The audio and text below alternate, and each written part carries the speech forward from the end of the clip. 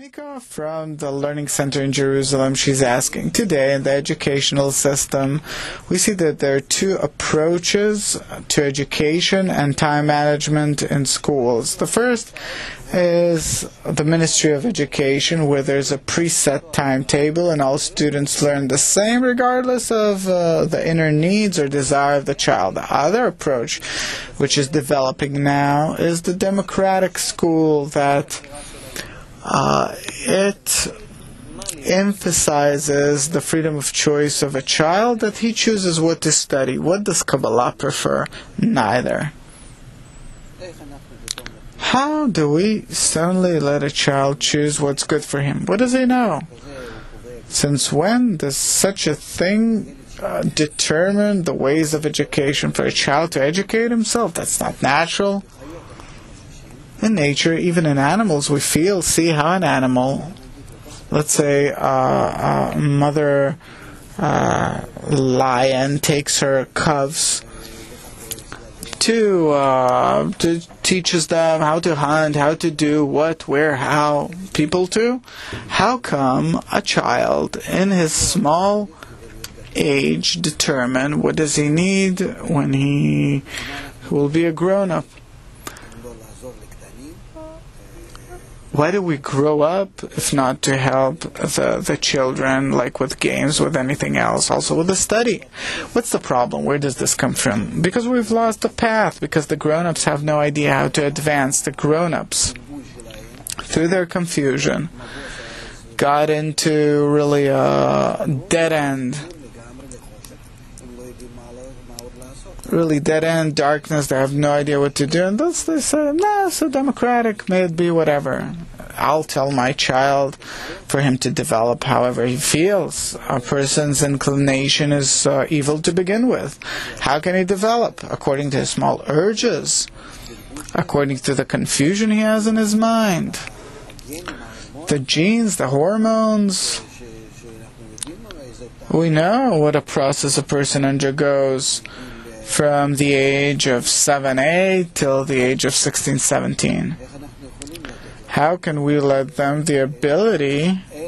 They actually point at them having no understanding in life. Also, the Ministry of Education, the same. The Ministry of Education, they say, we're doing this, we have a philosophy, and that's that. That they're falling apart, that's something else. And they're holding, why are they holding to that? I talked to some of them. They say, we have nothing else. What do you want? That's what the educator says. We have nothing else, so we go with this. We have to understand that the matter of schools, a school is merely 150 years old.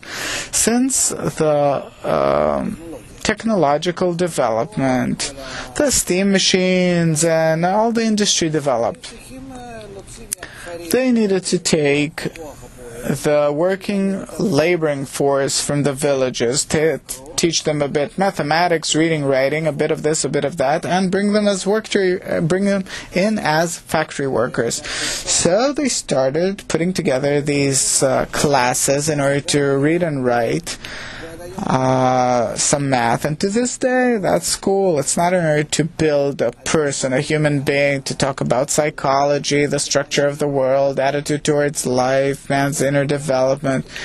It's all technocratical, to prepare them for go work and provide. That's it. That's all we do with our children today. That's school. And thus, no one wants to get these things from the kids. No one is satisfied by them. So you're saying that the content which is being passed on in the classical, so to speak, schools are irrelevant, and thus kids don't want them because they don't build anything inner in them. I'll tell you, our life demands us to put our younger generation, our children, on their feet in order for them to be able to achieve realization in this life and in spiritual life to the fullest. This is what I want from the kids, for them to feel good both in this world and also in the spiritual world. How do we achieve this? In our world, we have to know two things about a person and society and nature. the environment, meaning I have to know the natural sciences. Let's say we divide them into physics, chemistry, biology, zoology, geography, history, and so on. You have to study that. And you also have to study about a person. Who's man? How is he in society? Where are his yearnings? What is his psychology? What is the structure? What is the structure of human society? What does that man need? How should he look? And so on. All these things we have to teach. How is our society, our human society, built? Banks, police, man with his family. How do you beget children? How do you take care of children? How do you everything? We have to give this young generation, till we bring them out of the framework of schooling, a general knowledge about everything. I'm talking about this world in the meantime, but besides this, we have to give them an answer. And this is especially what they don't want to get from us, our education. The answer to the question of what is the meaning in life. And this has nothing to do with natural sciences and man's structure. It has to do with man's spirituality, and here we have to explain about the soul. What is the meaning in life? What does a person have to reveal? What is the reason for our life? But there is a need, not simply so to live, but in the time of our bodily life, we have to come out to the spiritual dimension, come to the...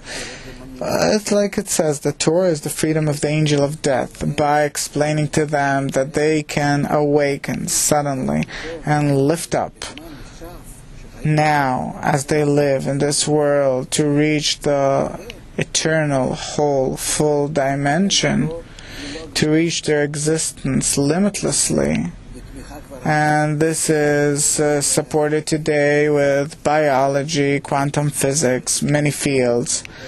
So you already open up the eyes. Why live? What for? And also all that you give them, you give it to them in one bundle. Also in this world, man and human society and the nature all around.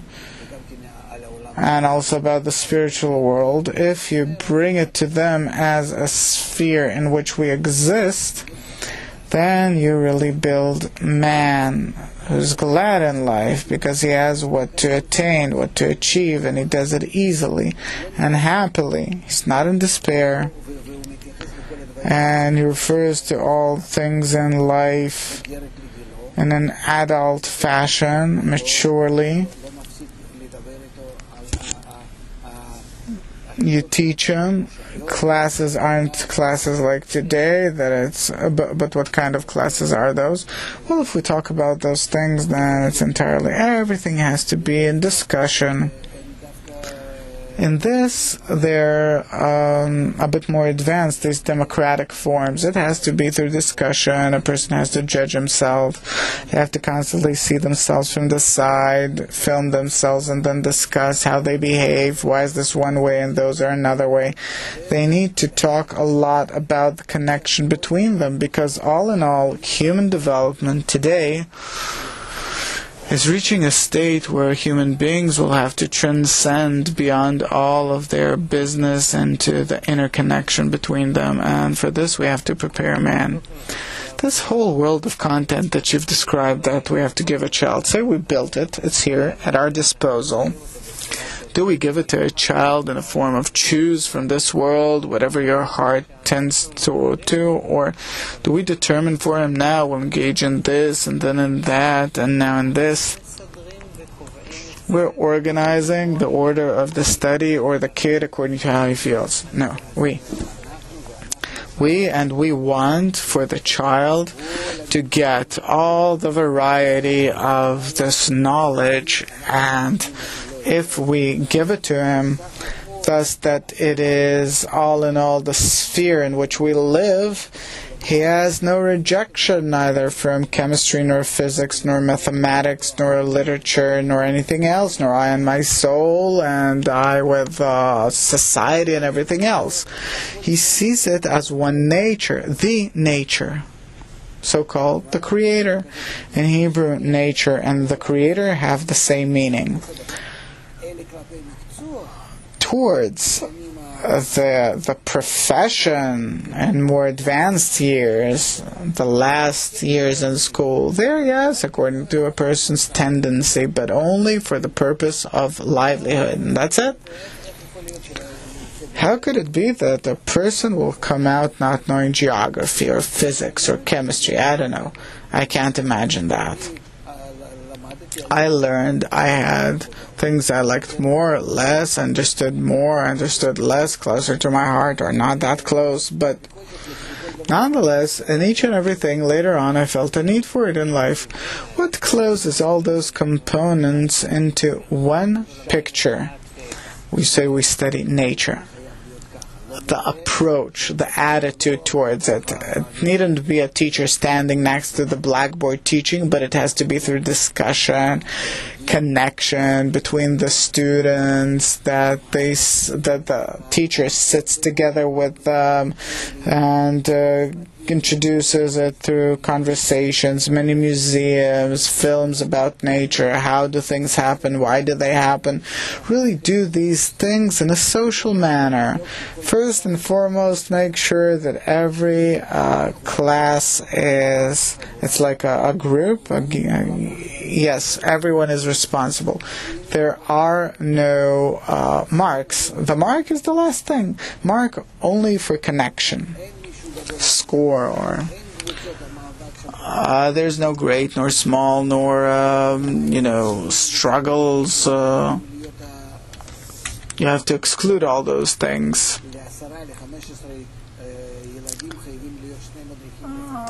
For 10 kids there have to be at least 2 tutors. You're saying there are no grades, no marks, no nothing. I have twins. Last year they were in first grade. One of them got the reading very quickly, and the other one very slowly. In the attitude which you describe, which is not like in school where he got this grade, he got that grade for reading, in a different kind of approach which you offer me, what do you do in such a reality? You don't do anything. There are people who perceive reading after a year and those who will grasp it after 2 weeks. So what? What's about that? I was very sad, actually. I don't know why. Who told you that that's how he has to develop and he and someone else in another pace, and that's first grade, that's second and third grade, should be that way or this way. It was all determined that way because factory owners, because they needed workers, a year later they said, in a year bring us these and those grades. But how come? School is especially in order to build a human being, his attitude towards life, relatives, first and foremost. But what about reading? And he'll perceive the reading. Oh, what are you afraid about? What are you afraid for? He'll grasp all that, but without any pressure. No homework. Everything starts and ends with school in a way that you talk, you're in participation, that you see the book, and later you talk about it. And you speak about it, you go to school, you go see what's there, what's with this, what's with that, museums, nature.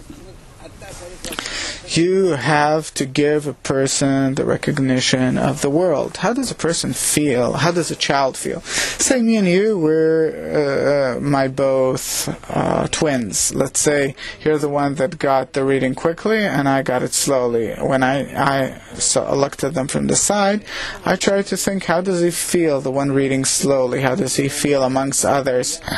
That's the social problem. Amongst them he feels unpleasant. So what's supposed to happen? And so nothing, because you say that it's natural that one grasps us quicker and the other slower. If there are no grades, he doesn't feel anything. He feels that it's fine. So I don't grasp reading the way they do, but I try, and as much as I do. Why not? Why not? In mathematics, he's very good. You see here. So why do we have to make a standard and cut everyone on a certain level? Because there is this kind of standard. Our entire society is corrupted. That's where we reach a stage where a person feels bad in this life. We need to talk much more to the kids to bring them to a state of openness and without pressure, and to explain to them that the purpose of life is not how much you succeed in this world, but how much you succeed in other different kinds of connections to reveal with nature, godliness in nature, your inner life, higher life, more emotional life, more connected to others. It gives a person later on the ability to enjoy life. And I nonetheless think that this entire revolution that has to come to the world, that we're gradually advancing towards a wall, really an iron wall that we will not be able to do anything about with the whole crisis.